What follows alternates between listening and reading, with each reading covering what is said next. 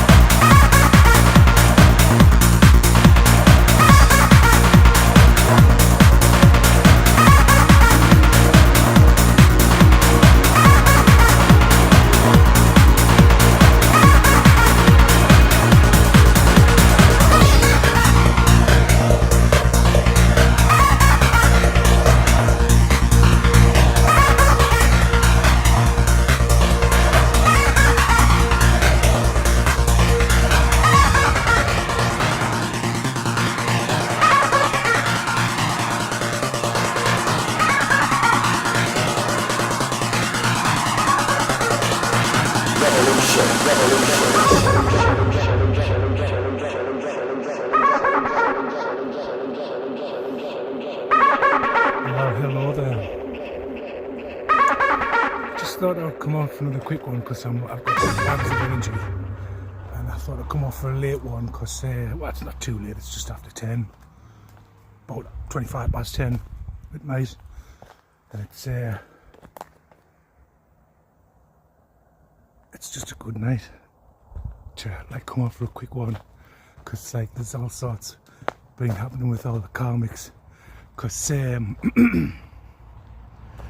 as you're aware, it's non-stop with these people. Right, just non-stop. It's just non-stop bollocks. Right. Well, Ash Crack and Camel Toe are like insanely jealous of me and who I am and where I come from in my lineage, right? Because I'm not part of their bloodline. Their bloodline's not worth shit, and they're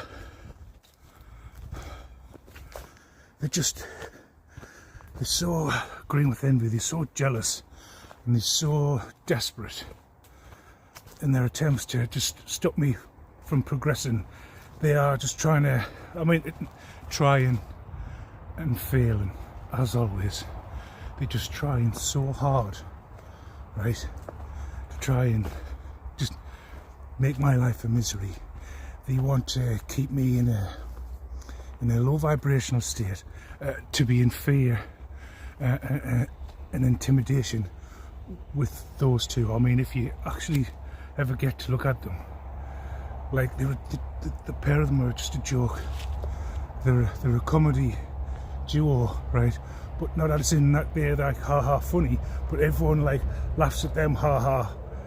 It's funny how fucking stupid and delusional they are. They constantly they're trying to keep me on an old timeline, whereby at one point, right, especially Camel Toe, they were able to like harvest off my energy, and as I understand it, my energy is so potent that they were able to manifest off it, right? This is what's being explained to us. They were able to manifest off my energy to allow to have riches, like material possessions. They were allowed to commit crimes and get away with them and pass their bad karma onto people like me and other people, because they believe themselves to be superior. They're just supremacists. You know, everyone else is beneath them, right? And this has gone on, especially with the pair of them. Their paths have like converged so far down the line, especially considering that Camel Toe has been stalking me online for a long time because I've had nothing to do with her. And she's a malignant narcissist. She's a psychopath. She's mentally fucking deranged. And in fact, unless I'm not mistaken, there is records of her mental illness because she's had herself sectioned before for mental illness. But I think, she's always been mentally unwell because of the things she's prepared to do in order to get her own way. It's not normal behaviour, The pair of them are not normal. They both bounce off each other because they share the exact same traits.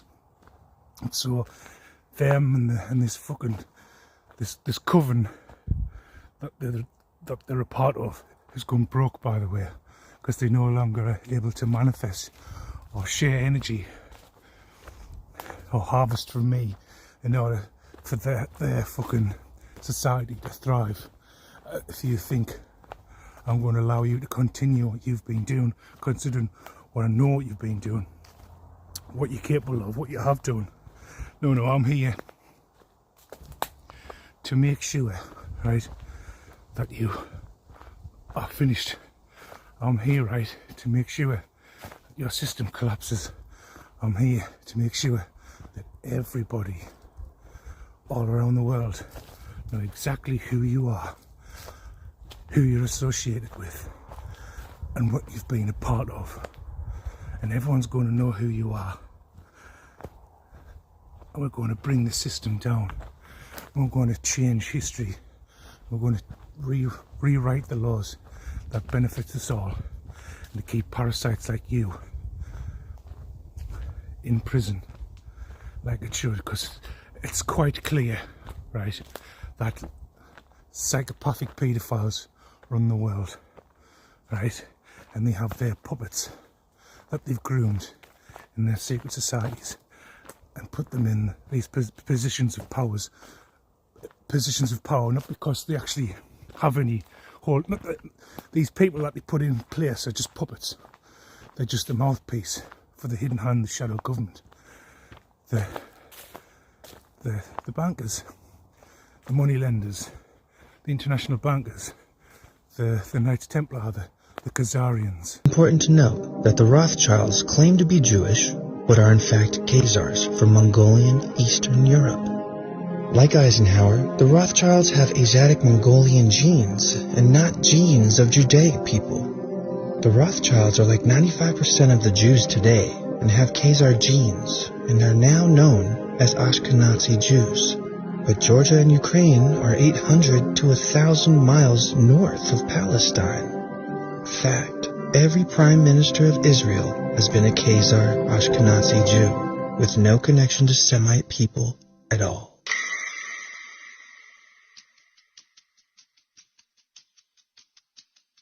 An ultimatum was delivered by Russia and other surrounding nations impacted by the Khazar murders and robberies that they must reject paganism and choose between Judaism, Christianity, or Islam as their official state religion. The Khazarian king chose Judaism, but despite his promise, the oligarchs kept practicing ancient pagan Babylonian black magic, or secret Satanism. The king melded these practices with Judaism and created a secret satanic hybrid religion, derived from Babylonian Talmudism, written by hired rabbis.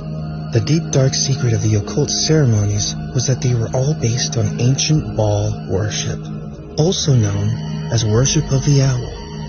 It involves child sacrifice, with bleed-outs, blood drinking, and eating of children's hearts. So these evil practices continue, and all these are part of the Khazarian Mafia today. In 900 AD to 1200 AD, Russian conquests were made into the Khazar kingdom and eventually drove most of them out. The Russian prince, Svyatoslav, made war upon the Khazars. The Russians created the gradual fall of the Khazars, so in a matter of a decade, the Russians removed most Khazar presence. Unfortunately, the Khazarian leaders had a well-developed spy network and were able to escape across Europe, taking their vast fortune in gold and silver. They infiltrated Europe and Slavic nations, and perhaps back into Asia, infecting many nations and city-states, including as far as Venice, Spain, and most of Central Europe.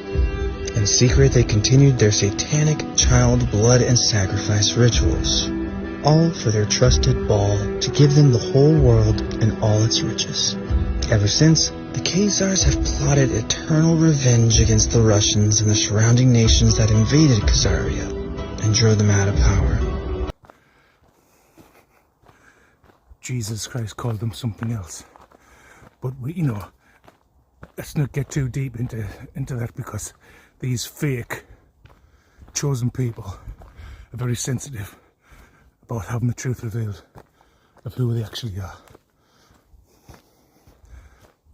and that they actually are an 8th century convert to Judaism.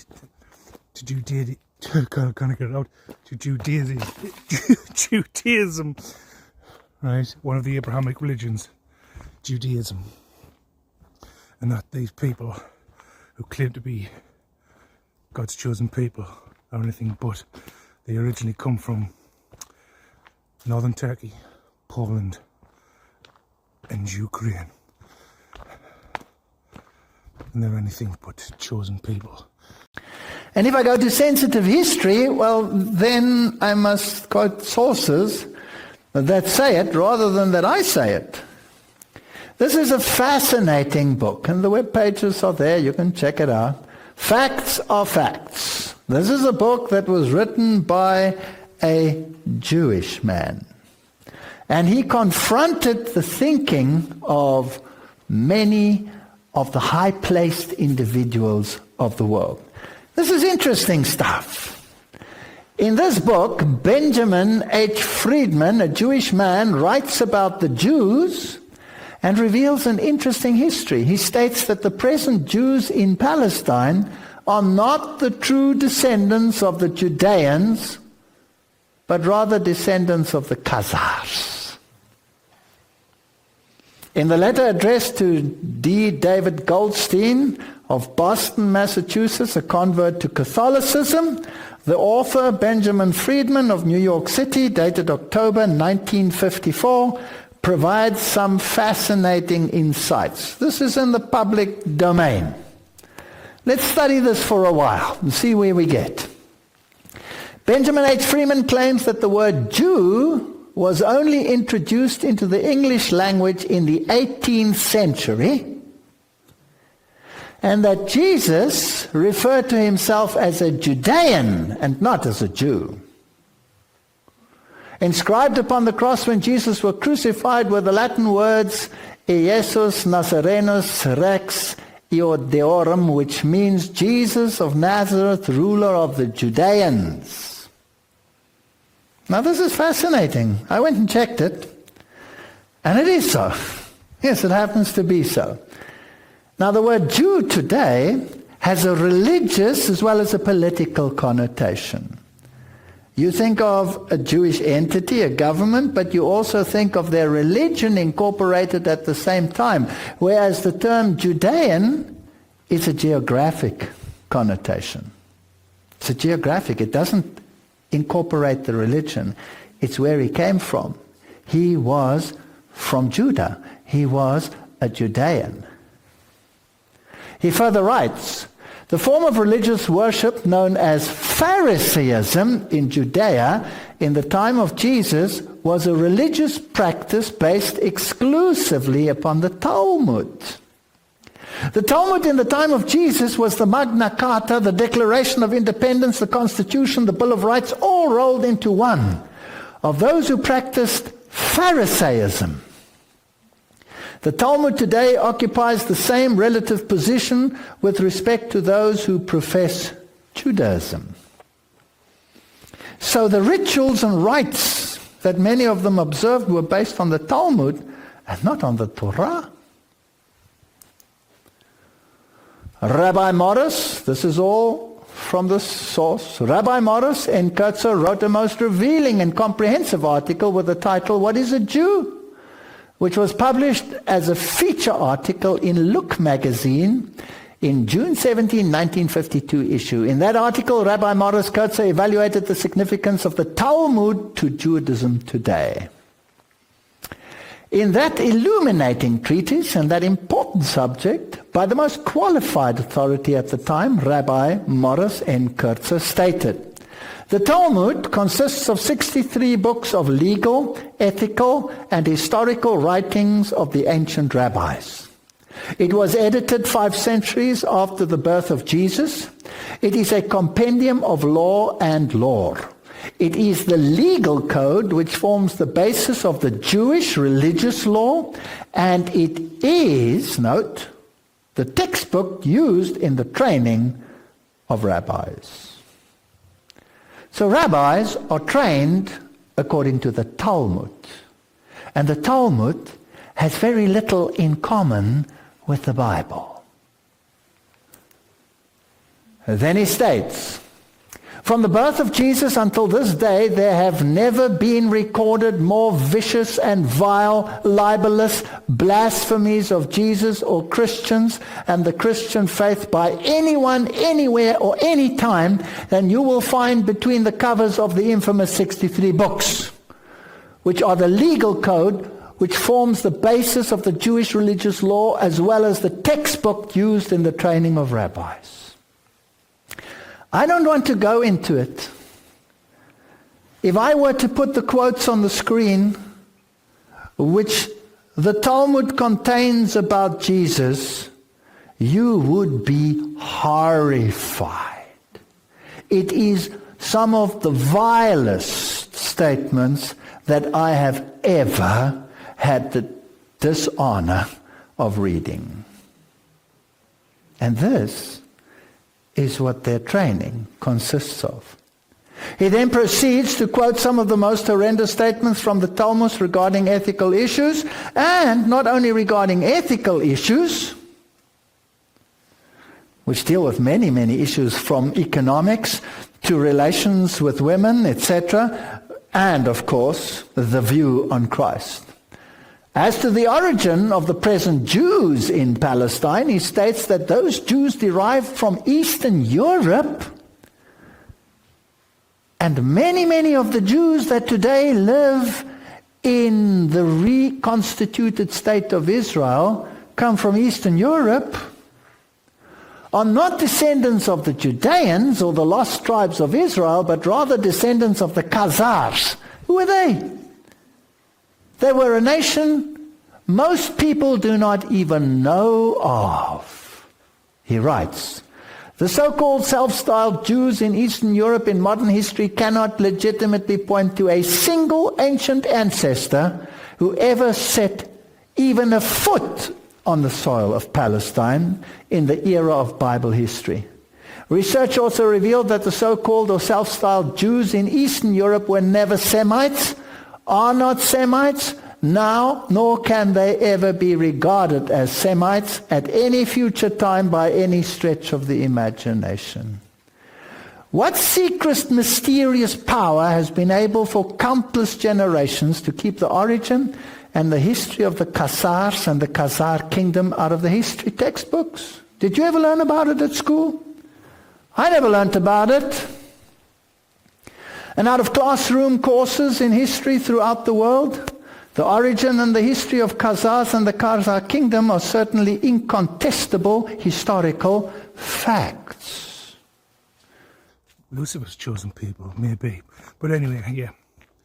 So this Khazarian mafia, who allegedly don't exist because they're being wiped from history, because the winners of history rewrite it to benefit them, to benefit the few, not the many. Put people like that idiot Prime Minister and fucking Elvis in America and Lady Diana, right? And put them in power, and like all these other political figureheads, all they are is just mouthpiece. They're all controlled, right? They all carrying out the orders of the Khazarian mafia, their moneylenders.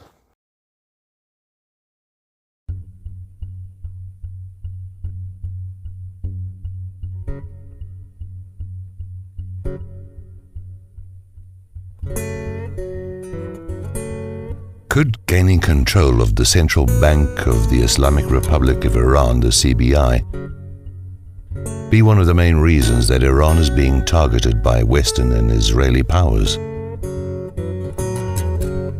As tensions are building up for an unthinkable war with Iran, it is worth exploring Iran's banking system compared to its United States, British and Israeli counterparts. Some researchers are pointing out that Iran is one of the only 3 countries left in the world whose central bank is not under Rothschild control. Before 9/11, there were reportedly 7: Afghanistan, Iraq, Sudan, Libya, Cuba, North Korea, and Iran. By 2003, however, Afghanistan and Iraq were swallowed up by the Rothschild octopus, and by 2011, Sudan and Libya were also gone. In Libya, a Rothschild bank was established in Benghazi, while the country was still at war.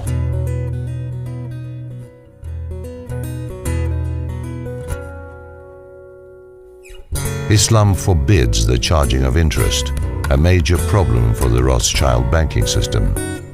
Until a few hundred years ago, charging interest was also forbidden in the Christian world and was even punishable by death.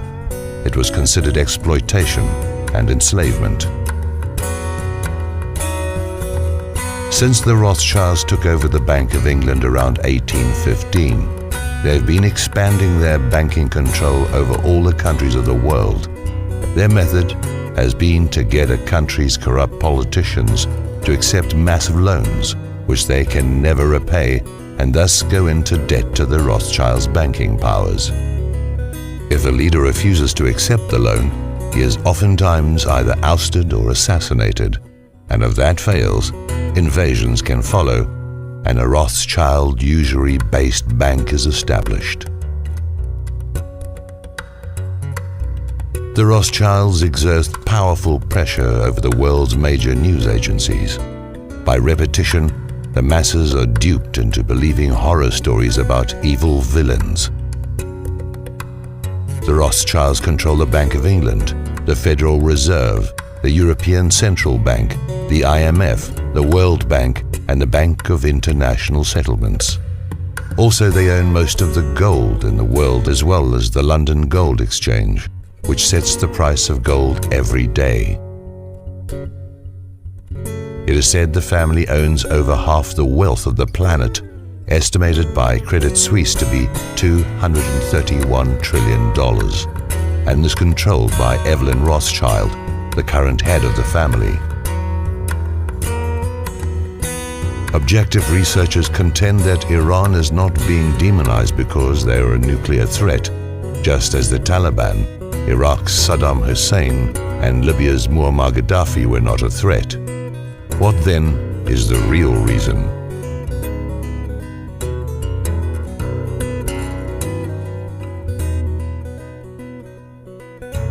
Is it the trillions to be made in oil profits? Or the trillions in war profits? Is it to bankrupt the US economy? Or is it to start World War III? Is it to destroy Israel's enemies? Or to destroy the Iranian central bank so that no one is left to defy Rothschild's money racket? It might be any one of these reasons, or worse. It might be all of them. Right? Fake chosen people. And that's how, basically, we're in the situation we are in today because of who controls the money supply, who controls the governments, right?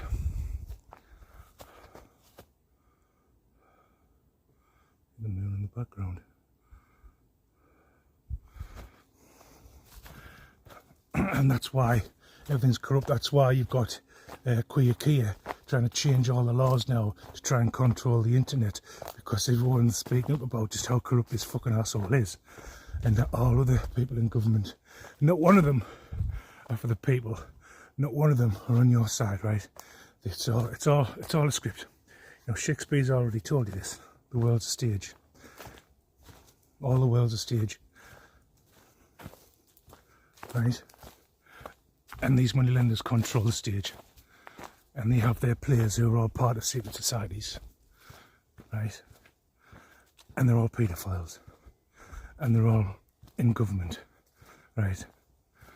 And they're all part of this fucking sex trafficking, right? they're the people who fucking make sure your drugs get into your country to deal, because they just corrupt from top to bottom. You know, absolute power corrupts, absolutely. And it's all from the top down, right? And they all have their fucking puppets that they puppeteer to carry out those wishes of the elite paedophiles who basically run this fucking world. That's why there's so many wars. That's why there's so many countries being destroyed, especially those who aren't a part of the Rothschild banking fraternity, you know, such as Iran, such as Iraq, such as Libya, such as Syria. You know, the reason why there's so much war in the Middle East is because they had, like in Libya, Colonel Gaddafi, right? Before the West went in to liberate the Libyans, right? They had free healthcare, had free social housing, free education, right? They had a good life, they had a good monetary system, right? They're in control of like oil, and they were able to back their oil with gold, and they were able to drop the dollar and have their own denarius or something like that. Do you know what I mean? Whatever the currency was. Well, you know, the Rothschilds didn't like that, and so they sent in, you know, the USA and the UK to liberate Colonel Gaddafi and bomb the shit out of the country and, you know, put all the people in poverty. And they've done that right across the Middle East, right? Hey guys, it's Playtron 101, and sorry about the last video I put up. My computer is pretty much done. I'm on my wife's computer right now. This is the biggest news of the century. Brother Paul put this up, and again, I apologize for my computer. It's the first time, well, in many years that I've had that happen. So Russia takes out 40% of the Ukraine, and Putin backs the ruble with gold and warns West to stay out of the fight. This is really, really huge news. Because, remember, this guy right here did the exact same thing. Gaddafi moved against the world reserve currency, and he was going to put his money on the gold reserve, you know, make his gold on the reserve, just like Putin is right now. And remember what happened to him. And remember Saddam Hussein. Remember what happened to him. He did the same thing, and they took him and his whole country out.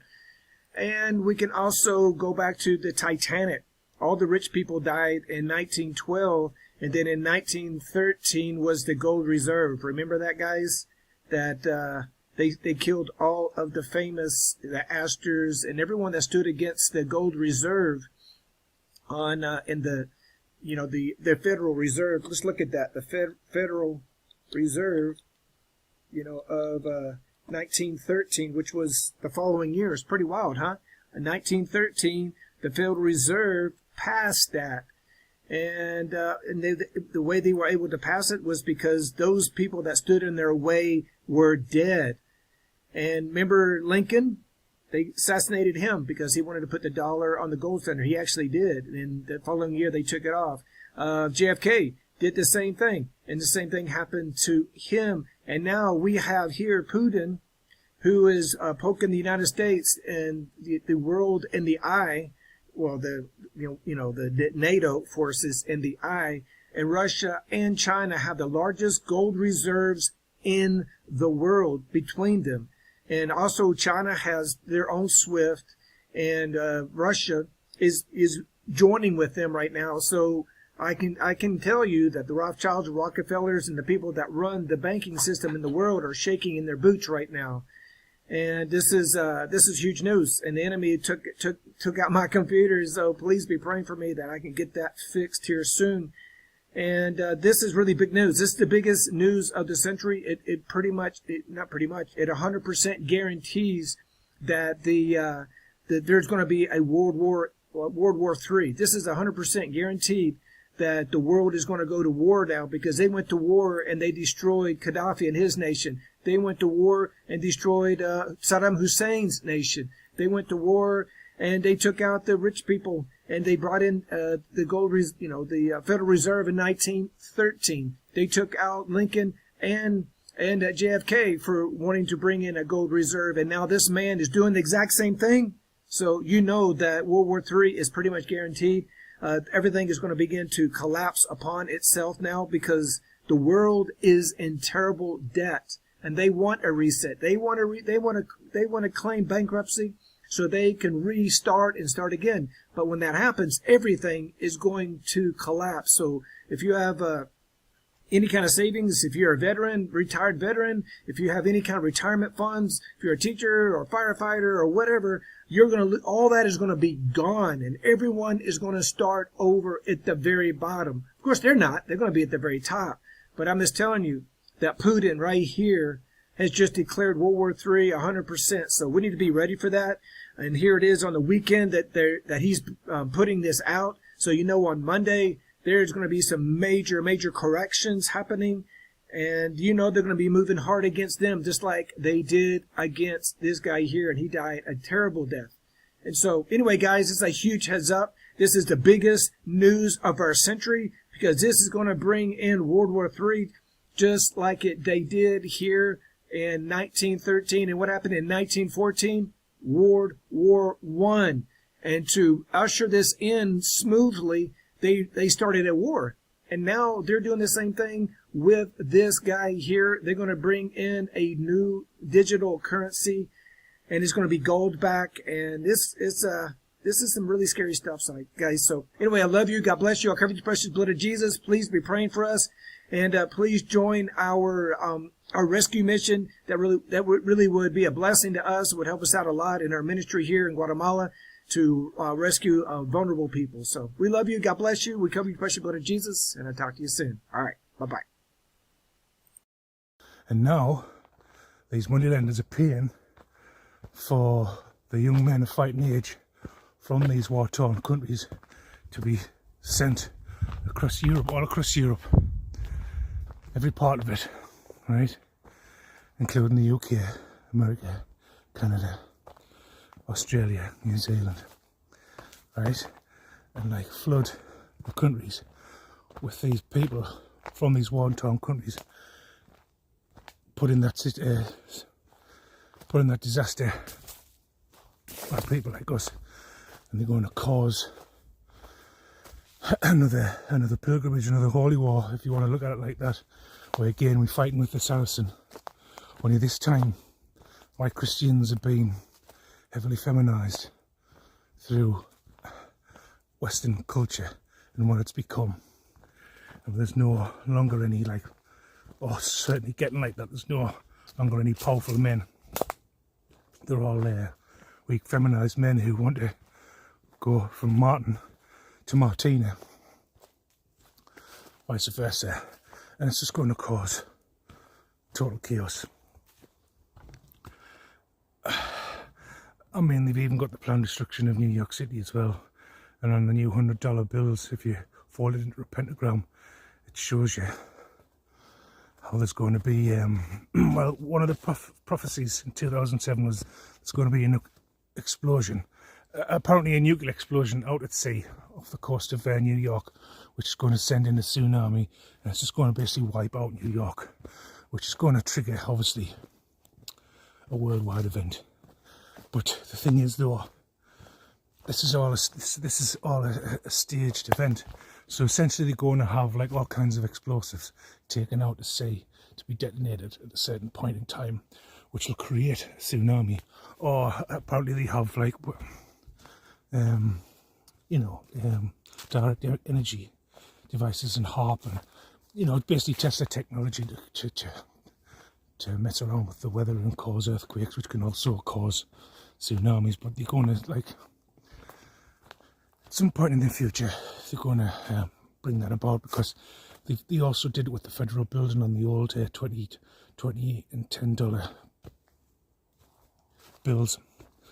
If you fold them into a pentagram, it shows you the destruction of the Twin Towers and also the federal building to almost finite accuracy.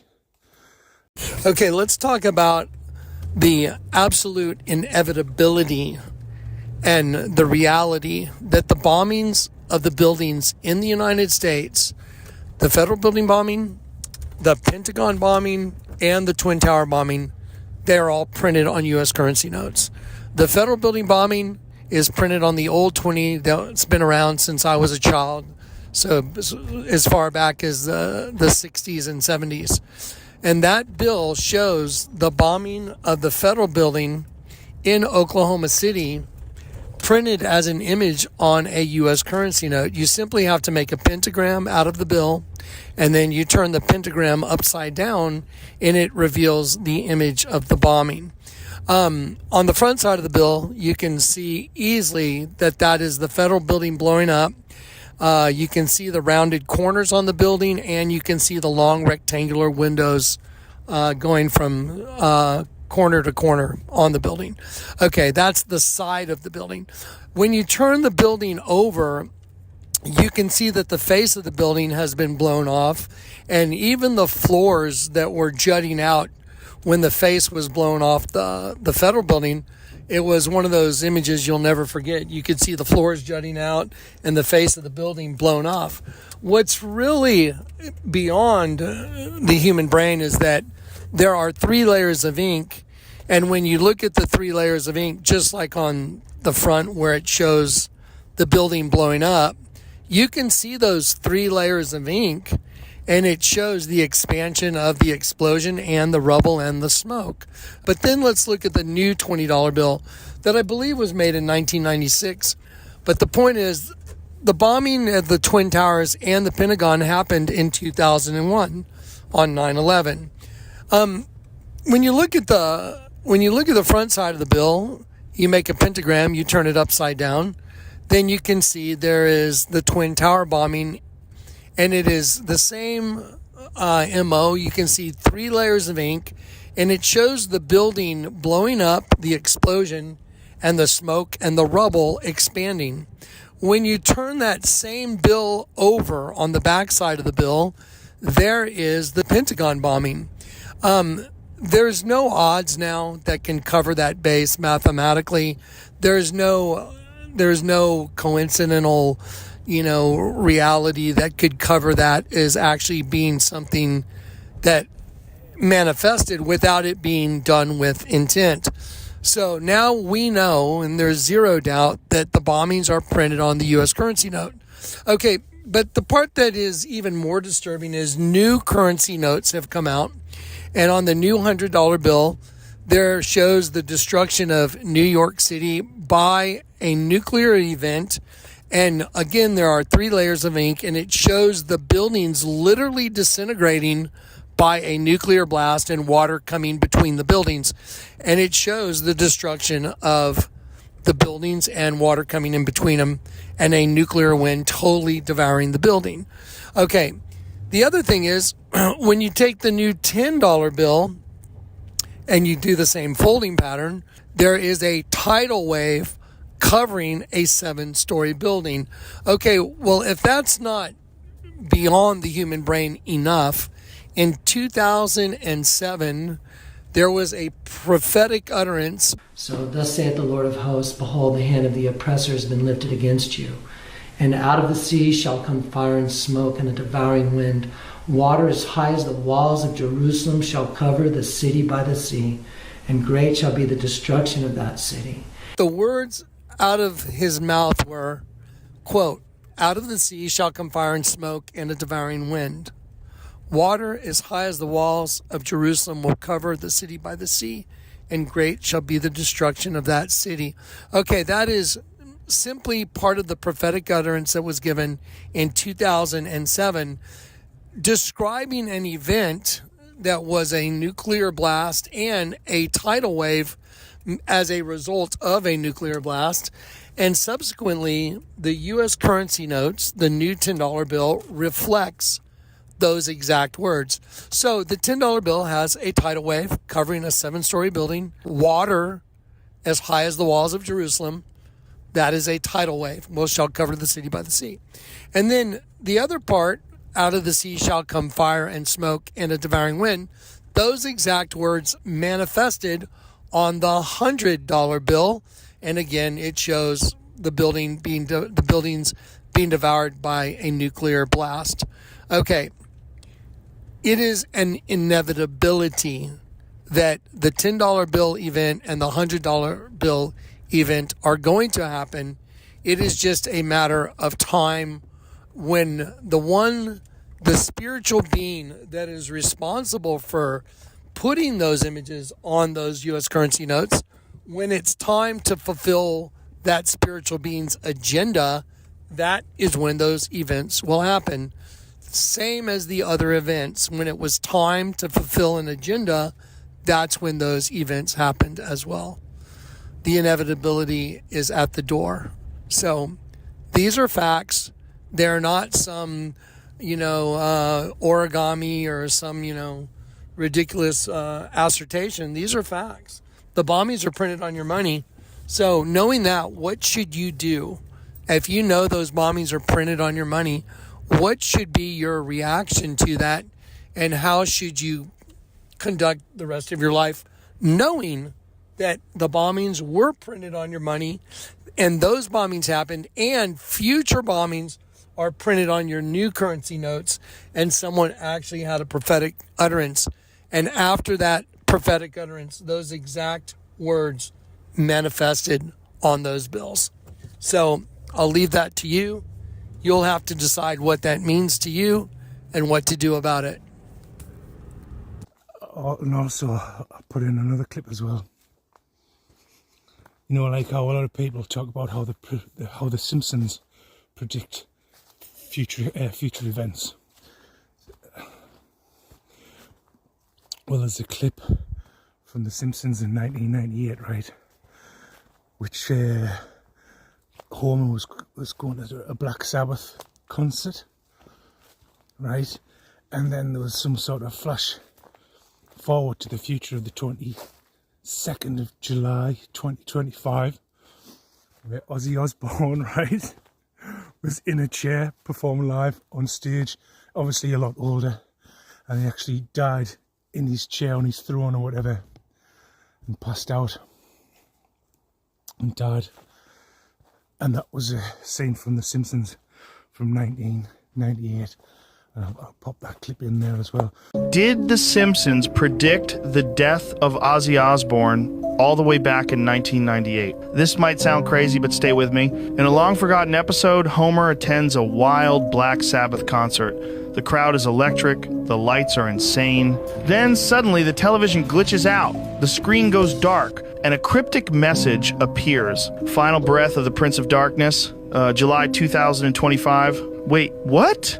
It gets creepier. Just moments later, we see Ozzy himself, not as the wild rocker we all remember, but frail, silent, sitting on a throne, barely able to lift his head. He tries to sing, his voice trembles, he whispers a soft thank you to the fans. And behind him, clear as day, the date, the 22nd of July.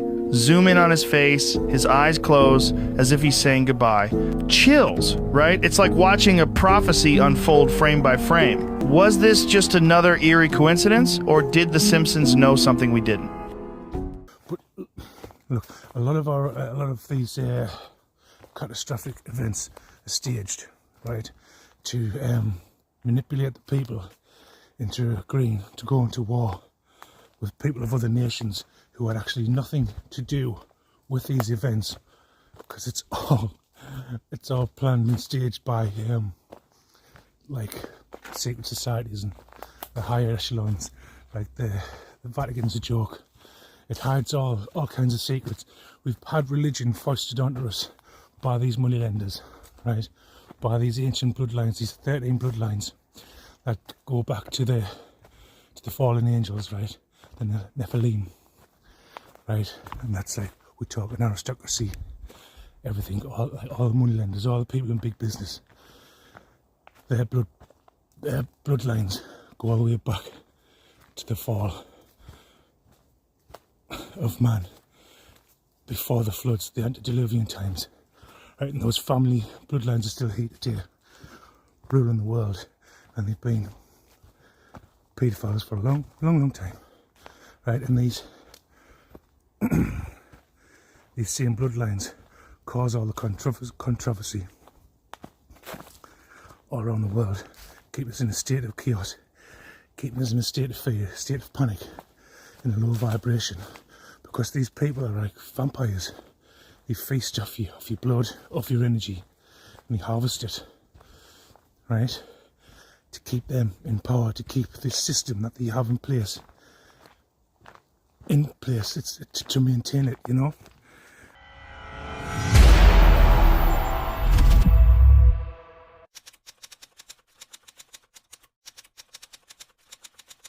What if the royal bloodlines that have ruled the world for centuries aren't merely human aristocracies, but the heirs of an ancient demonic pact? Many see them as symbols of tradition, elegance, and historical continuity. But in certain esoteric circles, these surnames don't represent nobility, but a curse. Today, we're diving into one of the most forbidden topics in occultism, the 13 families that, according to ancient texts, are tied to demonic entities, not by belief, but by blood. The idea that certain families are not merely human rulers, but biological vessels of demonic forces, is not a modern conspiracy. It is a belief born within the inner circles of the occult tradition. Since the Renaissance, magicians, mystics, and secret orders have explored a core premise that blood can bind, not just spiritually, but metaphysically. That certain bloodlines carry keys, frequencies, that allow them to channel forces beyond the material plane. John Dee, the magician who advised Queen Elizabeth, claimed to speak with non-human intelligences through an angelic language he called Enochian. But many warned, these were not angels. They were deceivers, powerful entities who offered knowledge at a price. Not knowledge for all, but knowledge for a lineage. This is where the myth begins, not with demons appearing in smoke and fire, but with families chosen to carry their essence. Throughout the 16th and 17th centuries, grimoires, forbidden books of magic, emerged from the shadows of Europe. The Grimoire of Pope Honorius describes rituals where the practitioner must sacrifice a goat and use its blood to sign a contract with infernal entities. The Grand Grimoire, equally feared, speaks of the Pacte de Sang, a blood pact that transfers power not just to the sorcerer, but to his descendants. The idea was simple. The blood carries the bond. In these texts, blood is not symbolic. It is a living seal, a biological anchor that links the body to the beyond. This belief gave rise to the notion that some families inherited power not from kings, but from demons. Later, occult systems deepened the myth. The Qliphoth, the dark mirror of the Kabbalistic tree of life, introduced a hierarchy of infernal spheres, each ruled by a demonic force. According to this vision, just as the divine world flows through holy bloodlines, so too does the infernal world require vessels, human conduits whose blood resonates with darkness. Cain, the first killer in the Bible, was often seen in occult circles not as a cursed soul, but as the first hybrid, born of human flesh, yet touched by a non-human force. From him, the idea of a tainted bloodline took shape, not a metaphor, but a literal descent from a pact sealed in primordial times. The Book of Enoch, banned from most religious canons, speaks of the Watchers, fallen angels who descended to earth and bred with human women. Their offspring, the Nephilim, were giants of unnatural strength and cruelty, evidence that human blood could be altered by contact with the divine or the damned. And although these beings were said to be wiped out by the flood, their blood may have survived, hidden, diluted, waiting. Over time, this gave rise to a disturbing theory, that some royal families, celebrated in public for their elegance and lineage, are in fact custodians of an ancient pact, that behind the crowns and ceremonies lies an older function, to host, maintain, and transmit the presence of non-human entities. These bloodlines wouldn't simply rule. They would serve a function, to keep the gateway open, to ensure that something older, darker, and far more intelligent remains tethered to our world. In the eyes of the occult, this is the true nature of certain dynasties. They are not symbols of nobility. They are living altars, And with this in mind, we now reveal the 13 families believed to be the earthly vessels of infernal power. Few names provoke as much suspicion and fascination as Rothschild. Founded by Meyer Amschel Rothschild in 18th century Frankfurt, the family's rise was meteoric. Through a tightly knit network of 5 sons, stationed in Europe's major capitals, London, Paris, Vienna, Naples, and Frankfurt, they pioneered transnational banking, lending to monarchs and financing both sides of major wars, including the Napoleonic campaigns. Their influence became so vast that Nathan Rothschild once allegedly declared, "I care not what puppet is placed on the throne. The man who controls Britain's money supply controls the British Empire."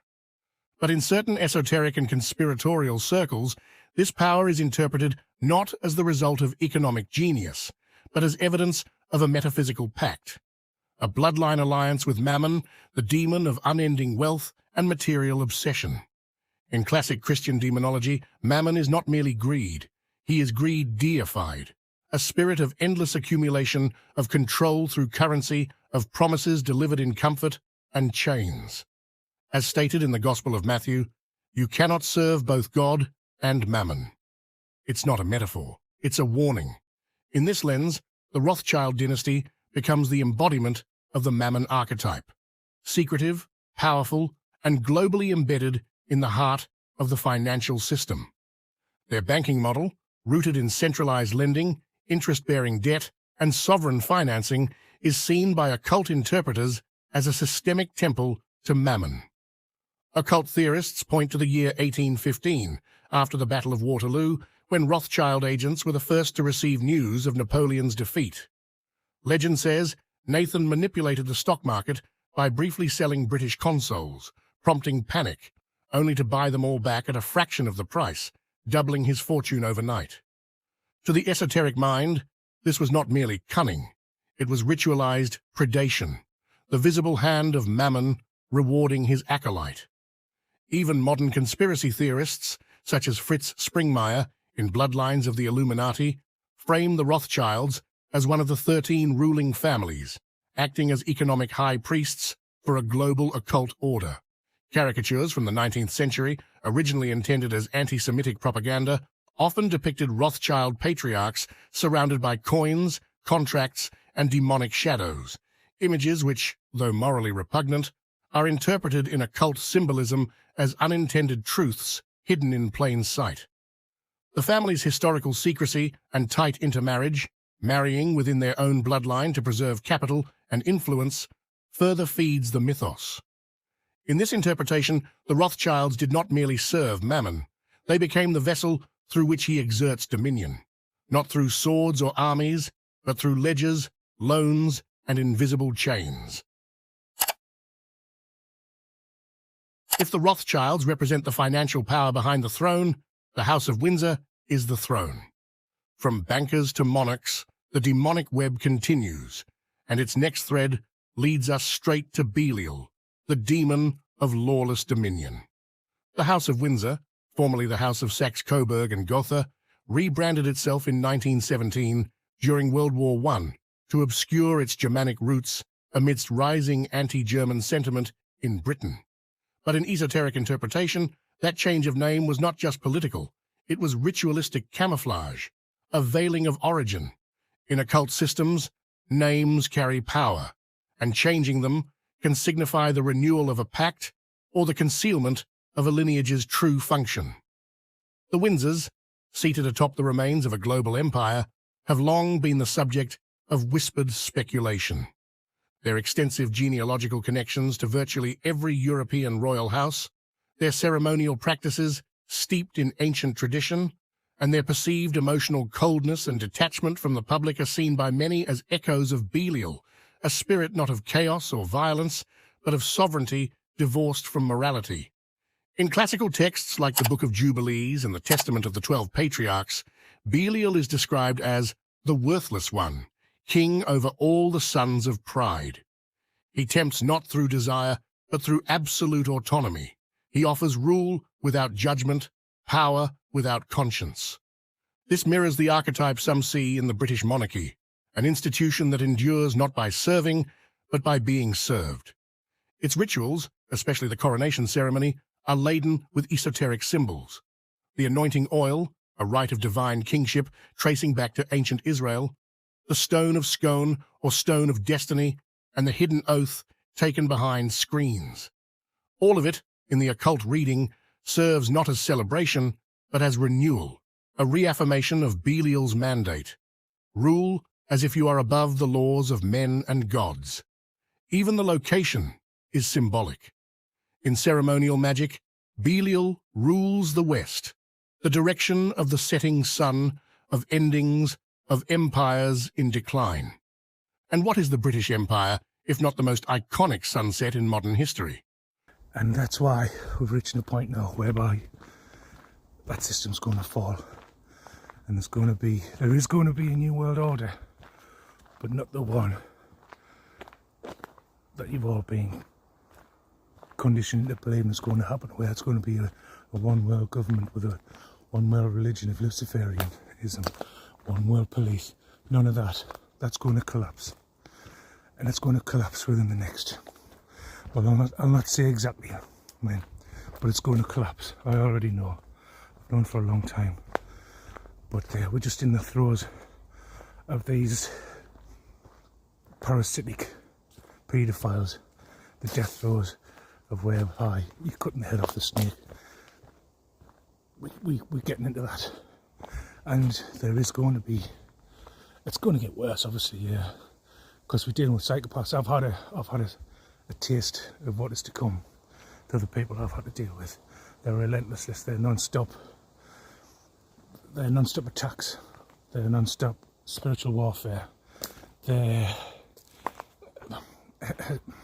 essentially, I'm basically dealing with a pack of children with child's mentality, whereby they always have to have their way, and they have all the accountability of a toddler, but expect to have their own way and no one ever say anything. That's why they do what they do, because they don't have a soul, right? They don't have a conscience. They don't have a moral compass. They are lowlifes who will stoop to all kinds of laws to achieve their goals by any means necessary. They want to win by any means necessary. And I've had a fucking taste of that myself, dealing with these fucking parasitical entities. And like I say, this cult and coven who are heavily into fucking black magic and paedophilia and sex trafficking and drug trafficking and fucking Ponzi schemes. You know what I mean? Ponzi, it comes from the name Charles Ponzi, who basically did the same thing. That's why you call them Ponzi schemes, pyramid schemes, whereby you get people to invest money into fake projects that yield no returns other than lining the pockets of the people that's conned the investors into parting with the money. It originated from a Mr. Charles Ponzi, was his last name, obviously Italian, because it ends with a vowel. But anyway, but yeah, and so they're into money laundering. They're, you know what I mean?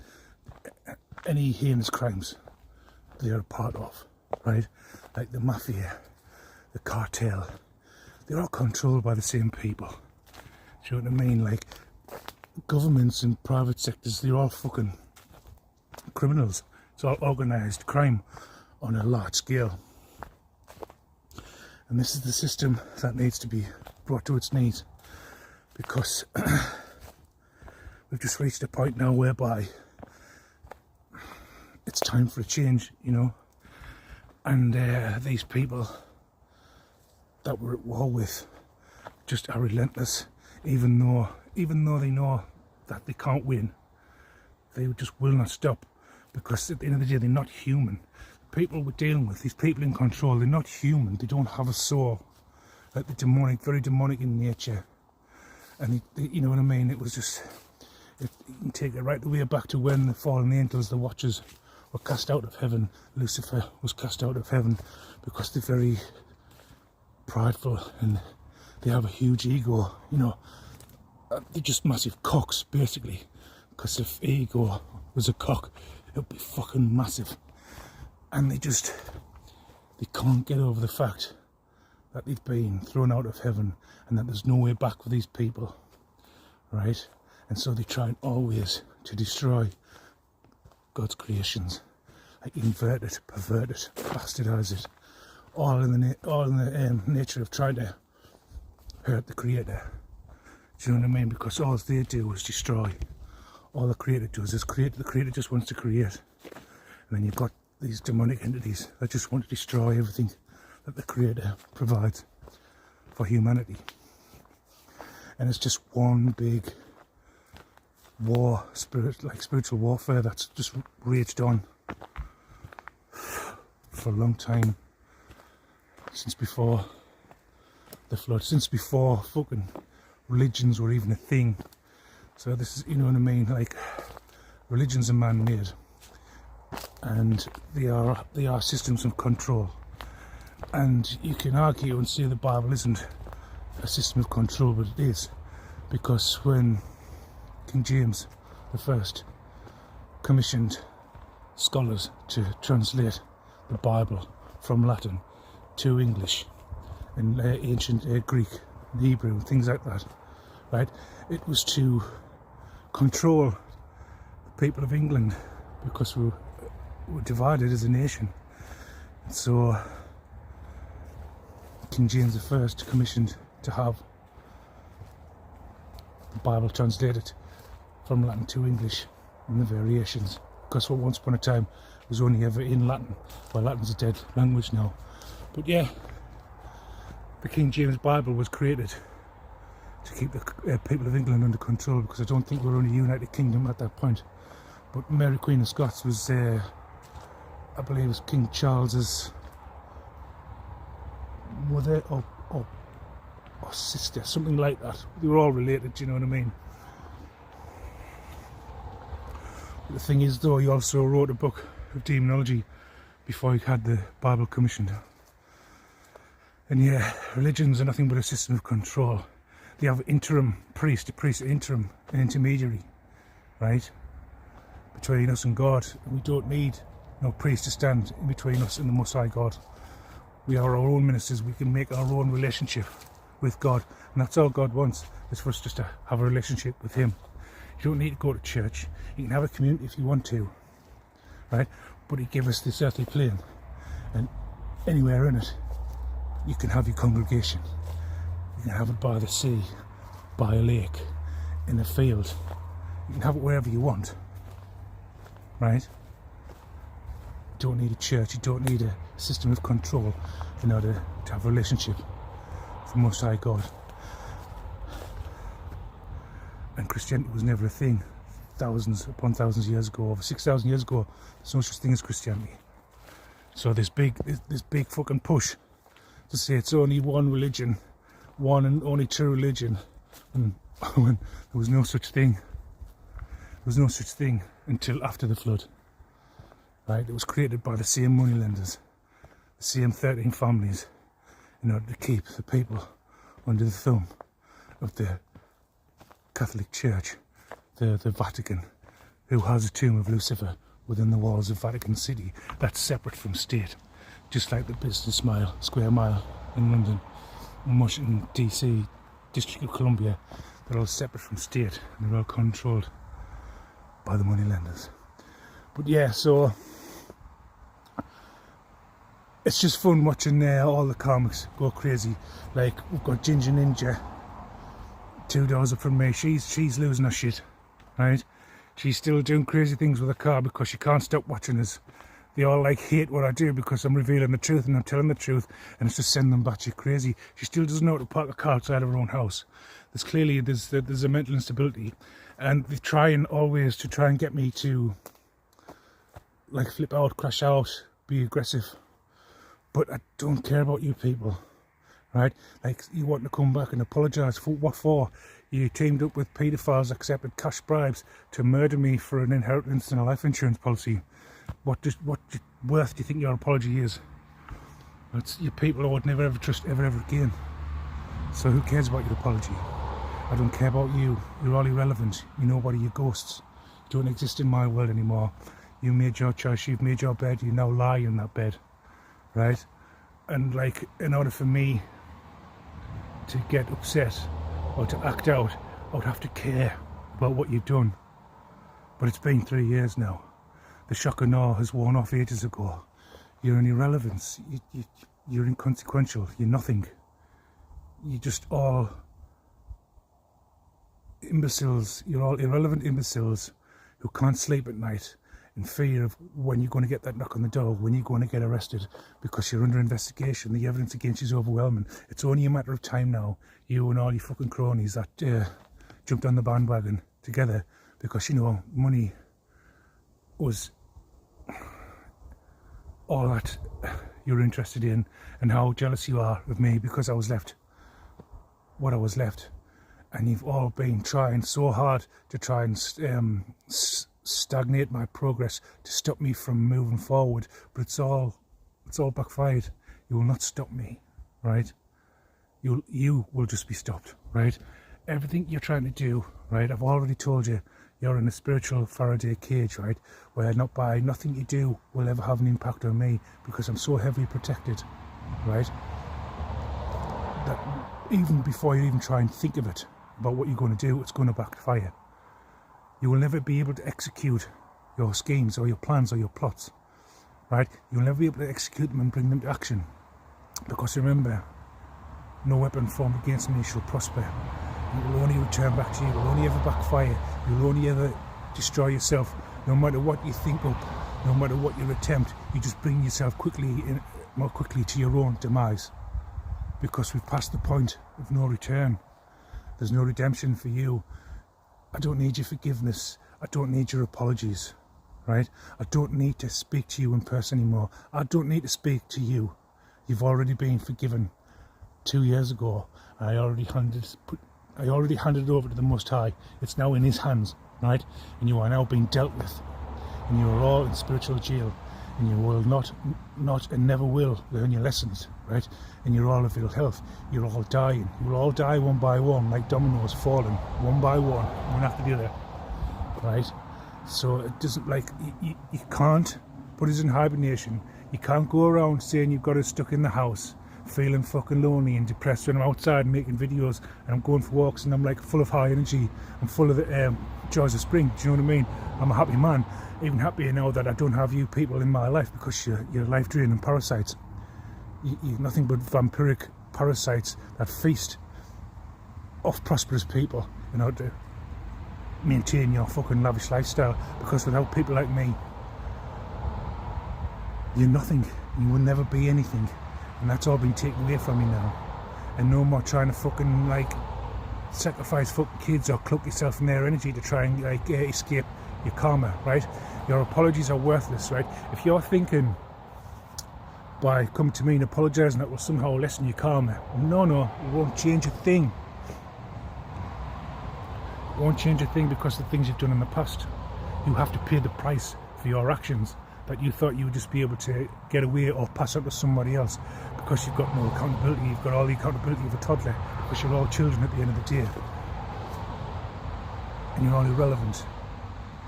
And you will face judgment, and you will face the penalty for your crimes that you've committed over all these years. You thought you've been getting away with it, and it's just going to hit you like a fucking freight train. It's going to hit you like a hurricane, like a fucking free-falling building that's been set for demolition. You know what I mean? It's going to all come crashing down on top of you, and there's no getting out of it. There's no escape. There's no matter what option you try to do, no matter what you think of, it's just all going to backfire, because you've had your time. The cycle's closed out now. It's game over. I'm just waiting for justice to be served. And that's why you can't sleep at night, and that's why you're all panicking and full of paranoia, because you don't know when that day is coming, and it's just got you all freaked out, and you are all crashing out and panicking and wondering when that fateful day will be. Oh, it's coming. Don't worry, it's coming, and it'll be arriving soon. And I'll be happy to see you gone, and your sympathy spells won't work either. I don't care about you.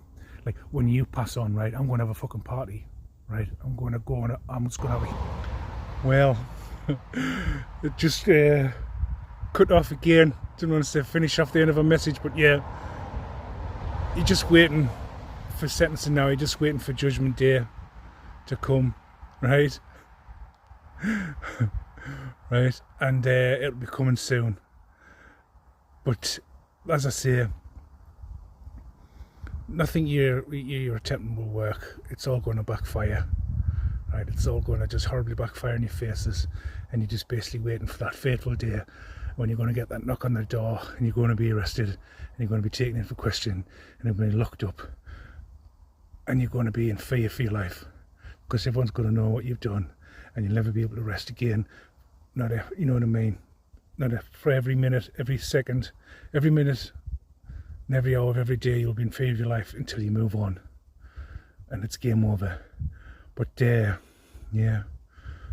I'm just waiting now. So I'll just leave it there, and I'll come back for another one. Catch you later.